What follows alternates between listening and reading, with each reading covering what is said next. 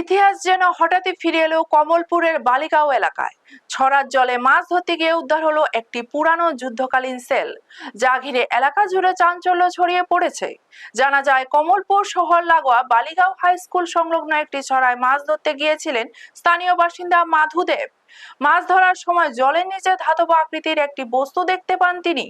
পরে সেটি তুলে আনতেই এলাকাবাসীর মধ্যে কৌতূহল ও আতঙ্ক ছড়িয়ে পড়ে। স্থানীয় প্রবীণদের ধারণা, 1971 সালের বাংলাদেশের মুক্তিযুদ্ধের সময় সীমান্তবর্তী এলাকায় চলা সামরিক তৎপরতার সময় এই সেলটি সেখানে এসে পড়েছিল। দীর্ঘদিন জলের নিচে পড়ে থাকার কারণে সেটিতে মরিচা ধরলেও এখনো এর গঠন স্পষ্টভাবে বোঝা যাচ্ছে। খবর ছড়িয়ে পড়তেই ঘটনাস্থলে ভিড় জমান বহু মানুষ।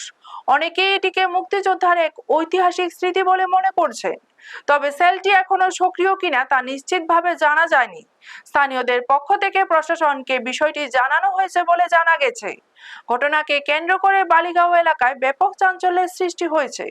ব্যুরো রিপোর্ট, নিউজ তৎকাল 24।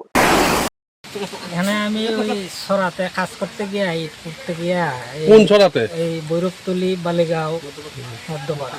হ্যাঁ, তো ইট উঠাইতে গিয়া হাতের মধ্যে হঠাৎ এটা লাগছে, উঠাইয়া দেখি মিসাইল লেখা। হ্যাঁ। তো এটা উঠাইছি। মিসাইলটা কত বড় ছিল? এটা মোটামুটি থুরের মতো অনেক দূর। কত বড় না? আচ্ছা, এটা কোন দেশে দেখতে পেলেন কি বাবা?